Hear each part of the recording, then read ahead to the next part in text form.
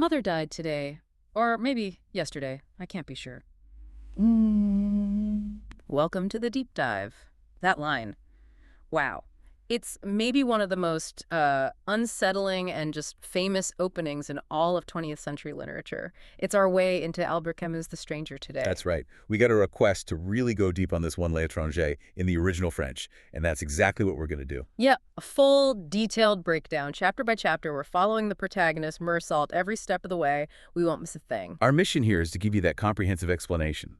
Think of us as, I don't know, narrative detectives maybe, making sure we pull out every key detail, every character's function, and really trace Meursault's whole philosophical journey. All the way to that final sort of explosive moment. And the book itself, it gives us a really clear structure, doesn't it? It really does. Two distinct parts. Part one is all about Meursault, just existing in Algiers, soaking up the sun, the sea, the physical sensations. It all leads up to that shocking act on the beach. Defined by indifference, right? And just pure physical experience. Heat, swimming, needing sleep. Exactly. And then part two is the fallout. Society's judgment.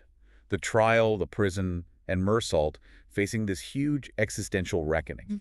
The power of the novel, I think, is right there in that clash. His own weird private truth versus what society demands people feel and say. Couldn't agree more. Yeah. So let's dive in. Let's start right at the beginning with that very, very strange funeral. Okay, chapter 1.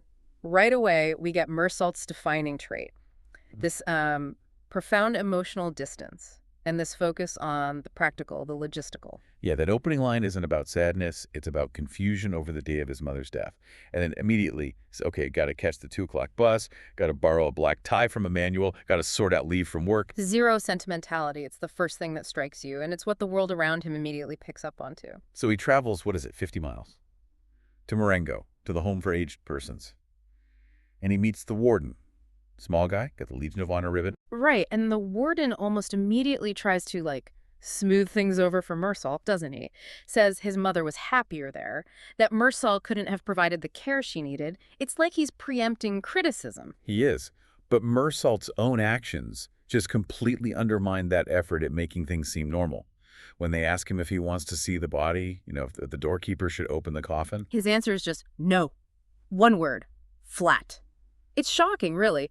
And that refusal, that little no, it becomes this huge thing later at the trial. It absolutely does. And then the vigil scene. Instead of mourning, what does he do? He accepts coffee, smokes a cigarette, and just observes. Yeah. He's sitting there next to his mother's coffin having a smoke and some coffee. Another detail that seems small, maybe just a bit odd at the time, but the prosecution later paints it as monstrous. Proof of his cold heart. And he's bored, isn't he? He finds the whole thing tiresome. When his mother's friends from the home show up, the old women, the thin old men, he describes them almost like caricatures. Yeah, the parakeets, the big paunches. And he gets this weird feeling. He says he had this absurd impression that they had come to sit in judging on me. Which is incredible foreshadowing, right? Yeah. He feels judged by these old people, the most marginalized group, long before any court gets involved. He senses that demand for performing grief. The only one showing proper grief is Thomas Perez, mother's fiancé. His grief is so over the top he even faints later. It's the perfect contrast to Meursault's coolness. It really highlights Meursault's detachment and the funeral procession itself, the walk. It's not about sorrow for Meursault, it's about the heat. Oh, absolutely. Camus makes you feel it. The inhuman, discouraging landscape, the blaze of light, the tar sticking to your shoes.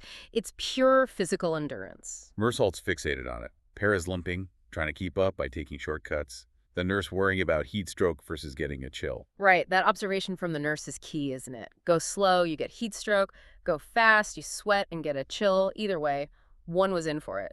The universe is just hostile, or at least indifferent. And after this whole ordeal, this day of physical suffering, what's Meursault's main feeling? Relief.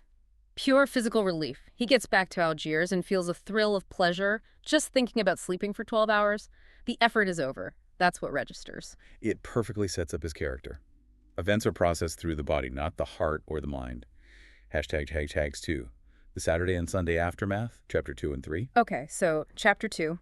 The shift is immediate, almost jarringly fast. He mentions his boss was annoyed he got 4 days off for the funeral, like it was just an administrative hassle. Understandable, he calls it. And then, the very next day, Saturday, despite being tired from the funeral, off he goes to the swimming pool. And boom. Less than 24 hours after burying his mother, he meets Marie Cardona, former typist from his office. And the connection is instantaneous and entirely physical. He describes helping her onto the raft, touching her breast, sensory experience completely replacing any lingering sense of loss. Lying there on the raft, looking at the blue and gold sky, it's pure physical present tense. Then that evening, they see a comedy film, Fernandel, of all things. And she stays the night. This timeline becomes absolute dynamite later. Yeah, when Marie asks about his black tie, he just says, "Mother died yesterday." She pulls back a little, that flicker of societal shock, but he moves on, and it's forgotten. That speed, from burial to physical intimacy, becomes Exhibit A for the prosecution. It proves his lack of feeling in their eyes. Then Chapter 3 gives us Sunday. Meursault hates Sundays. He avoids Celeste's restaurant because he doesn't want to be asked questions. And we see his preference for minimal effort, frying eggs and eating them straight from the pan. Simple, direct, no fuss. But he's also this incredible observer, isn't he? From his balcony, he just watches life go by, the families in their Sunday best, the light changing, the street sounds. Meticulous detail, recording physical reality without judgment, without emotional involvement, just watching. And then we meet the neighbors who drag him into the mess. First, Salamano and his poor old mangy dog. Oh, that relationship is just painful to read about. 8 years of this routine, dragging the dog, insulting it, beating it sometimes. Lousy mongrel, he calls it. And they stop and glare at each other, the dog terrified, the man full of hate. Yet, they can't be separated. It's this really strange, ingrained habit substituting for affection. A weird parallel, maybe, to Meursault's own detachment from his mother. Habitual presence rather than active love. Interesting point.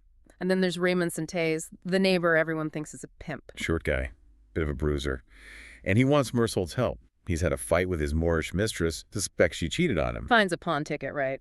And his plan is pure petty revenge. He wants Meursault, basically a stranger, to write this nasty, manipulative letter. A stinker, he calls it. To lure her back just so Raymond can humiliate her, it's vile. And Meursault, he just agrees. No hesitation. Why? Because, he says, he wanted to satisfy Raymond, as I'd no reason not to satisfy him. And that line tells you everything. It's a moral vacuum. He doesn't weigh the rights or wrongs, the potential harm to the woman. He just sees no personal reason to refuse. This act cements their connection, makes them pals, and it's what pulls Meursault directly into the violence that follows. Complete lack of concern for consequences. Hashtag tag 3, escalation and indifference. Yeah. Chapter 4 and 5. So, Chapter 4. The consequences of that letter arrive fast. Meursault and Marie are at the beach, having fun, playing this game, sucking up sea spray.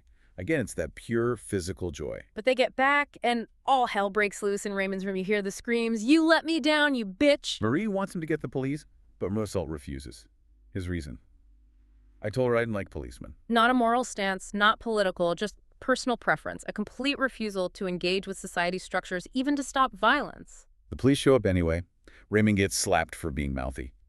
And then he asks Meursault to be his witness, to back up his story that the girl had let me down. And Meursault just says yes. Again, no objection. He wrote the letter. He basically stood by while the violence happened, and now he's going to provide false testimony. Step by step, he's confirming his total indifference to the whole moral situation. He's just passively going along with it. Then we get that really sad bit with Salamano. The dog runs off, and the old man is heartbroken. Meursault hears him weeping through the wall, this little wheezing sound. And Meursault says it makes him think of his mother. It's a strange moment of empathy, isn't it? Yeah. But it's filtered. He connects Salamano's loss to his own missing grief for his mother. Maybe he can only access feeling through these kinds of external events. Interesting thought. Okay, Chapter 5. Life keeps offering Meursault chances, opportunities, and he just shrugs them off. Yeah, Raymond calls, warns him the woman's brother, the Arab, is now following him. The danger is clearly escalating. But it's the personal stuff that really defines his indifference. First, his boss offers him a promotion, a transfer to Paris, chance to see the world, get ahead. And Meursault's reaction. He says he's quite prepared to go, but really I didn't care much one way or the other. Admits he has no ambition. His boss is genuinely annoyed, vexed. It's a refusal of the whole capitalist striving narrative. Why bother? And then Marie asks him to marry her. His answer is maybe the most famous example of his detachment. I said I didn't mind. If she is keen on it, we'd get married. Just like that. And when she asks if he loves her, he says the question meant nothing. Or maybe that he supposed he didn't love her. It's just not relevant to the decision for him. Marie calls him a queer fellow, and that's the core of the absurd philosophy, isn't it? If life has no inherent meaning, then choices like career or marriage are basically arbitrary, so why put emotional weight on them? Exactly. Why strive? Why pretend love is essential for marriage if the outcome feels the same either way? It's a radical application of meaninglessness. And Camus contrasts this beautifully with that woman Meursault observes at Celeste's restaurant, the little robot woman. Oh yeah, meticulously adding up her bill beforehand, ticking off radio programs in a magazine. Everything precise, ordered, controlled. Abrupt, robot-like gestures. She represents society's need for order, for imposing structure on chaos. Meursault is the opposite, living by impulse, sensation, accident.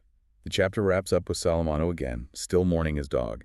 He tells Meursault that his mother actually liked the dog, and he sort of dismisses the gossip about Meursault sending her away, agrees she was making friends at the home. A little moment of connection, maybe validation.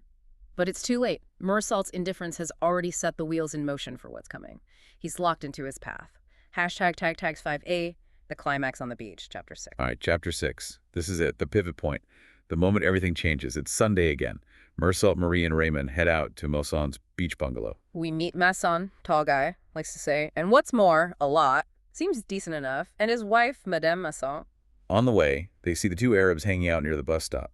Raymond points out his guy, the brother of the woman he beat up. And Meursault has this striking observation that Arabs stare at them as if we were blocks of stone or dead trees. Like they're not even human. It's a chilling reversal of Meursault's usual detached gaze. They swim, relax for a bit. Then the three men, Meursault, Raymond, Masson, decide to take a walk along the beach, and they run into the Arabs again. The first fight is quick, brutal. Raymond gets slashed on the arm and mouth. The Arabs back off, holding the knife. Raymond needs medical attention. You can feel the tension ratchet up immediately. Raymond is furious, wants revenge. Back at the bungalow after getting patched up, he insists on going back down to the beach. Alone. But Meursault goes with him, and crucially, he takes Raymond's revolver. He's now actively participating, armed, in Raymond's quest for vengeance. They find the Arabs again near this little stream behind a big rock where it's cooler. Raymond wants to shoot. But surprisingly, Meursault stops him, says it would be wrong to shoot the man in cold blood. He actually takes the gun away from Raymond. Seems like a moment of moral clarity, maybe? For a second, maybe. But then the Arabs back off again. Raymond and Masson head back to the bungalow. But Meursault, he stays. He doesn't leave the beach. Why? Why does he go back towards the stream? It's not planned. It's not about Raymond anymore. It's the sun. The heat. Camus makes it almost unbearable. Crushing, vertical light. Meursault says the heat was pressing down on him, making it hard to walk. He's drawn back to the stream, seeking physical relief. The heat is like another character in this scene. It's driving the action. He finds the Arab who cut Raymond alone this time by the stream. The Arab pulls his knife. The light glints off the blade. And for Meursault, it's the sun that attacks him. He describes symbols clashing on my skull, sweat blinding him, the whole sky seeming to crack open. This is so crucial. The murder isn't driven by anger or hate or even self-defense in the usual sense. It feels like a purely physical reaction to this overwhelming, agonizing heat and light. He fires one shot. Right. That first shot, it's impulsive, almost involuntary, triggered by the sensory overload. Camus writes that Meursault pauses then, shakes off the sun and sweat. He knows that shot has shattered the balance of the day. But he doesn't stop there. No. He fires 4 more times into the inert body. Why? Why those extra 4 shots? That's the question, isn't it? The first shot could maybe be explained by the sun, the heat, the glint of the knife, a moment of panic or physical desperation. But the next 4, they're deliberate. They transform it from potential manslaughter or a reaction to extreme conditions into something cold, cruel, almost abstractly destructive. Exactly. He calls each of those 4 shots a loud, fateful rap on the door of my undoing. It's like he's constantly knocking on the door of his own destruction. It seals the deal. Impulse followed by commitment to the act. And that's the end of part 1. The indifferent life gives way to the judgment that life invites. Okay, part 2. Meursault's arrested. In his initial reaction to the legal process, he sees it almost like a game. The interrogations feel routine, strangely normal to him. Until he meets the examining magistrate. Tall guy, very serious, religious, with these piercing blue eyes. And he's fixated on one thing. The pause. Why the pause between the first shot and the next 4? He can't wrap his head around it. He's searching for a motive, a human reason, in something that seems utterly illogical. He's looking for guilt, remorse, something conventional, and then comes that famous scene where he pulls out a silver crucifix. Right. He waves it in Mersault's face, or practically demands he say he believes in God. Yeah. He needs Mersault to fit into a recognizable moral framework. And Mersault's response, just no. That no horrifies the magistrate far more than the murder itself. He can't comprehend a soul seemingly so empty of faith, of normal human feeling. He ends up calling Mersault Mr. Antichrist. The whole legal process seems to immediately shift from the crime killing the Arab to the state of Mersault's soul. His atheism, his lack of remorse, that's the real transgression here. It is. Meanwhile, his own lawyer is just focused on damage control. He wants Mersault to lie, doesn't he? To say he was suppressing his grief at the funeral, keeping his feelings under control. But Mersault refuses. He has this weird, stubborn commitment to the literal truth. That wouldn't be true, he says. He tries to explain it was the heat, being tired, feeling fagged out. He describes his feeling about the crime not as regret, which is what they want to hear, but as a kind of vexation. Vexation, like it was just annoying. An inconvenience that messed up his routine. It's so alienating. And yet, despite the magistrate's initial horror, the inquiry sort of settles down, becomes routine again. Mersault even says he starts to feel one of the family with the magistrate and the lawyer. The system just processes him. Then Chapter 2 shifts to life in prison, and the main thing is deprivation. What's taken away? Marie visits once. Just once, because she's not his wife. He focuses on her physical presence, wanting to touch her, but then she's gone. And he's left confronting what prison means. Life of freedom, obviously, but also, specifically, the lack of women and the lack of cigarettes. He learns that taking away cigarettes is part of the punishment. It's deliberate. And how does he cope? He remembers something his mother used to say. In the long run, one gets used to anything. So he adapts. He develops these intense memory exercises. He lies in his bunk and lists every single object in his old apartment, over and over in minute detail. He figures out he can kill hours, days, just by remembering. He concludes a man could easily live 100 years in prison. He'd have laid up enough memories never to be bored. He's turning inward completely. Replacing the external sensory world with an internal remembered one. And then there's that strange story he finds on a scrap of newspaper. Oh, the Czech story. The man who comes back rich after years away, stays at his mother and sister's inn, they don't recognize him, kill him for his money, and then kill themselves when they find out who he was. It's a bizarre little parable, and Mersault's reaction is typically strange. He thinks the victim was asking for trouble. One shouldn't play fool tricks. Still seeing things in terms of practical cause and effect, not tragedy or irony. And the chapter ends with that really unsettling moment. He's looking at his reflection in his tin plate, hears someone talking, and realizes it's his own voice. I realized I'd been talking to myself. Prison has forced him inside his own head so completely he's become his own conversation partner. His last tie to the outside world feels severed. Right, the trial itself, Chapter 3. It starts, ironically, on a beautiful sunny day, and Mersault feels completely out of place, like a stranger, a gatecrasher at his own trial. He's overwhelmed again, but this time by the courtroom atmosphere, the heat, the crowds. He feels de trop superfluous, like he doesn't really belong there. Even the press sees him as secondary. A journalist tells him his case is less interesting than an upcoming parricide trial, a man who killed his father. That comparison becomes really important. Because the prosecution immediately makes Mersault's crime about his character, not the act itself. They call the warden from the home. Now, the warden testifies about Mersault's calmness at the funeral and the fact he didn't know his mother's exact age. And the reaction in the courtroom, a wave of indignation. It's absurd, isn't it? People are outraged, not because he shot someone, but because he wasn't a conventionally grieving son. Then the doorkeeper testifies about the coffee and the cigarette. And Mersault honestly confirms it happened. But the prosecutor twists it instantly into proof of indecency, of heartlessness. The narrative is already set. Failure to perform grief equals inherent criminality. Celeste, the restaurant owner, tries to defend him, bless him, calls it just an accident or a stroke of bad luck. But he gets shut down fast. And Mersault, despite everything, feels this sudden urge to kiss a man. Celeste for that simple, loyal statement.